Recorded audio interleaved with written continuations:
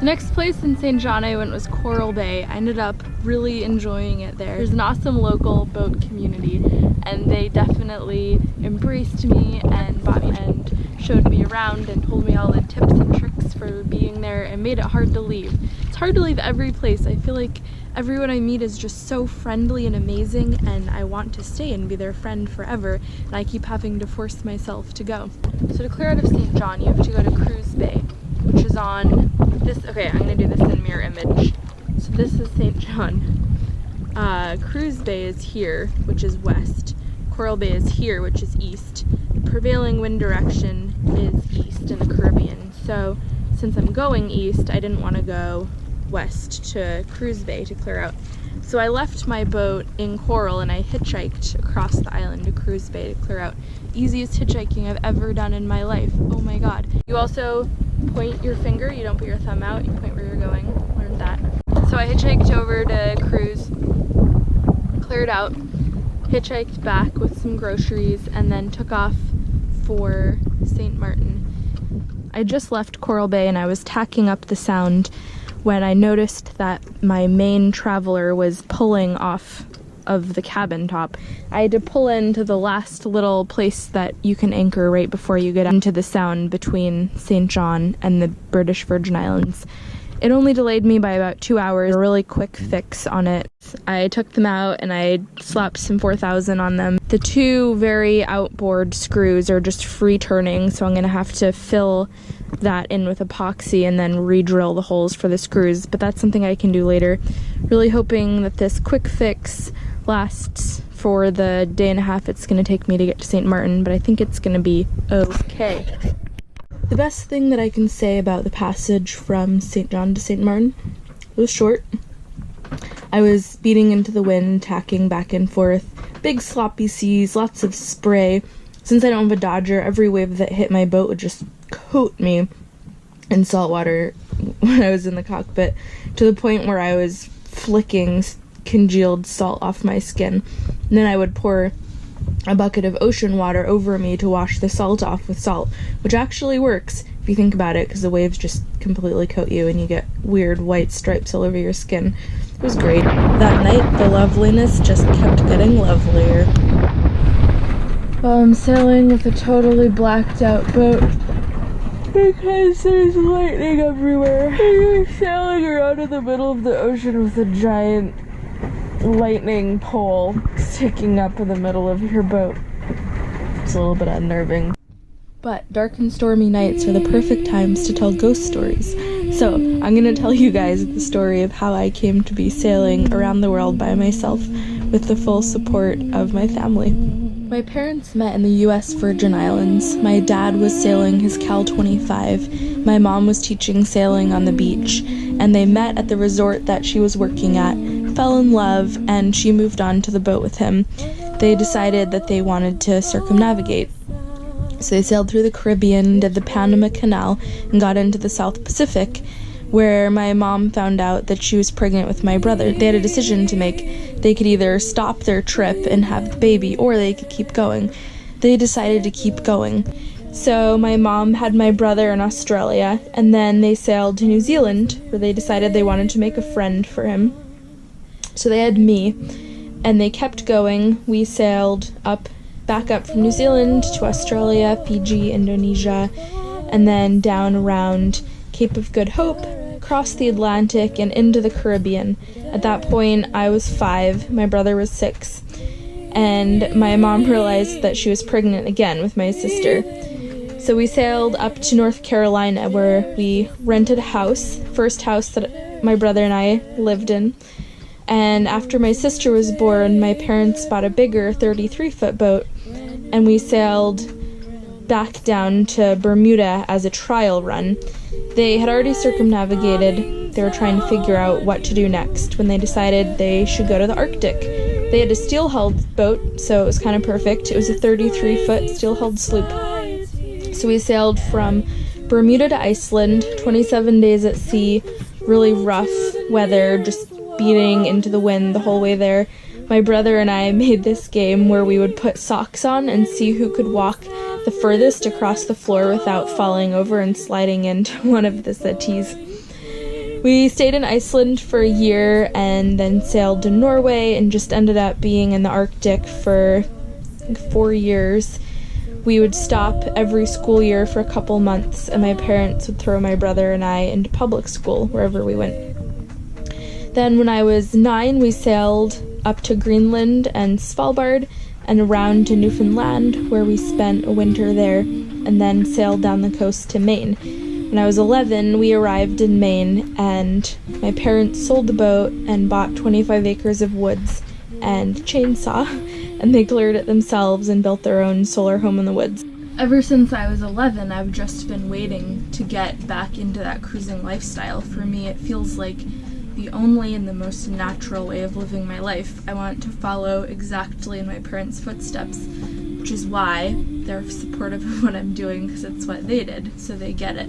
So once I got done with university, I immediately started working on boats. I flew down to the Caribbean to teach marine science on catamarans in the British Virgin Islands. And then I started working on tall ships in the Caribbean. I jumped on the tall ship Amistad. I started out as a deckhand. I taught science.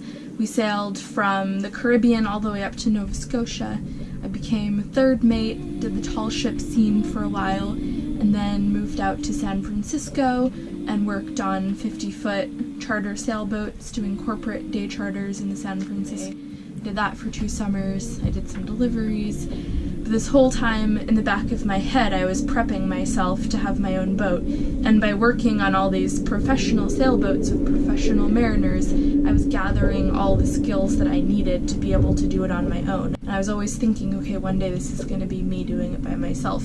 For the past 4 years, I have worked on research boats as a marine technician, running back deck, driving cranes, driving zodiacs, deploying instruments, fixing stuff, lots of different things.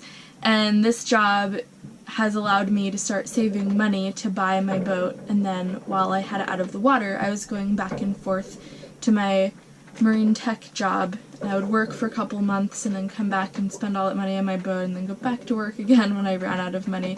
So that's kind of how I was able to finance my boat and pay for all the fixes, but also have the time to actually do the fixes. Now, in a way, I've been preparing for this moment since I was 11 years old when we first moved on to land, and I knew that somehow I was going to get back on a boat and be cruising again. The lightning abated over the course of the night, and the next day was actually pretty awesome sailing, even though it was splashy. I ended up getting in right at sunset, so I didn't have time to clear in until the very next morning. So I got into St. Martin last night. I was beating the sunset. It was really crazy. Sunset's at 6:30. I dropped the hook at 6:30. I was tearing into the anchorage at 6.5 knots on this crazy breeze, and I was like, I'm not dropping the sails, I have to make it in. All was well. Got a decent night's sleep, and now I'm gonna go clear in, so I'm trying to make myself look presentable. I feel like braids are always a good option because it makes me look, respectable, and you can't tell how shitty my hair is, and that it's been over a month since I've had a freshwater shower. All the little tricks to make them less suspicious. Oh my god, I have hair everywhere now. There was a moment when I couldn't find my quarantine flag, and I was like, well, as long as there's something yellow hanging from the flag halyard, it doesn't really matter. And I was looking around my boat, and my little mesh bag that I keep my snorkel stuff in is yellow, and it has 2 handles on it. It's like, it's not the tallest set of spreaders in the world, but I'm sure they wouldn't notice if there's a mesh bag dangling from it as long as it's yellow, right? Crisis averted. I found the flag. It's incredible how easy it is to lose shit on a 27-foot boat. But the cool thing is that I always find other stuff that I lost and gave up on while I'm looking for new stuff. So it's kind of like, if you're patient, you'll probably find what you were looking for a week or 2 later. The clearing in process in Marigot Bay is super easy. I went to Island Water World, which is a marine store, and in the back they have a little computer where you sit down and you fill in all your information on their program, and then you print it out. Bring the printout to the cashier, and she just compares the numbers you put on the form with the numbers on your boat registration and passport, and then stamps it, and you pay her $2 or €2, and you're in. It's that easy. After I cleared in, I went for a little walk around the town to see what it had to offer and realized, unfortunately on day one, that they have amazing pastries and croissant and pain au chocolat, and I started the process of turning into a human puff pastry. Swear to God, I probably gained 10 pounds just eating all their delicious food, which was totally worth it, but I do need to leave this place. So for the second time in 4 days, I've been mistaken as a dude from afar.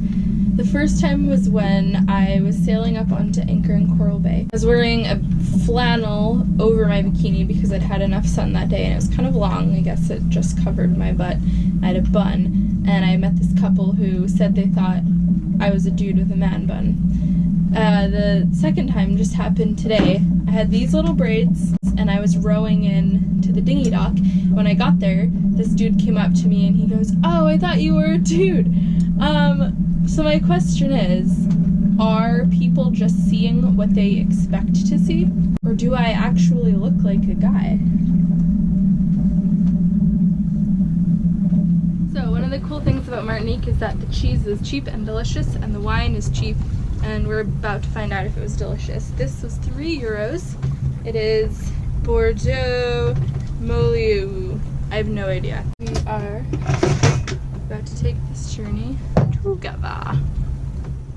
As someone who's avidly been sampling cheap wines for the past 10 years, I've just been so excited to see what St. Martin has to offer.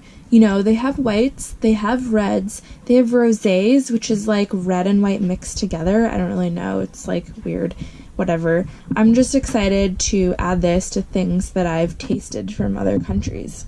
Now this wine is not chilled because I don't have refrigeration, but I think it's just gonna have such a great flavor.